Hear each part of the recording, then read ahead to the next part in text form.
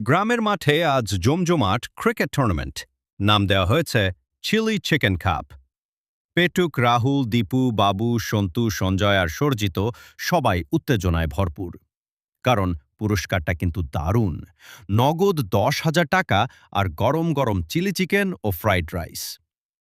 পেটুক মাঠে নামার আগেই খাবারের কথা ভাবছে। সে বলল, আমি যদি জিতি সব চিলি চিকেন আমি একাই খাবো। রাহুল হেসে বলল, আগে ম্যাচ জিত, তারপর খাওয়ার কথা ভাব। ম্যাচ শুরু হলো। প্রথমে ব্যাটিং করল রাহুলদের দল। রাহুল দুর্দান্ত শট মারতে লাগল। দীপুও ভালো সাপোর্ট দিল। স্কোর দ্রুত বাড়তে লাগল। সন্তু বলল, আজ তো মনে হচ্ছে ফাইনাল জিতেই যাব। এবার ব্যাট করতে নামল পেটুকদের দল। পেটুক ব্যাট হাতে নেমেই বলল, চিলি চিকেন আমারই। কিন্তু খেলায় মন না দিয়ে সে বারবার খাবারের কথা ভাবতে লাগল। ফলে সহজ বলেও আউট হয়ে গেল। সবাই মিলে আনন্দে চিৎকার করল। পুরস্কার হিসেবে তারা পেল 10,000 টাকা আর গরম গরম চিলি চিকেন ও ফ্রাইড রাইস।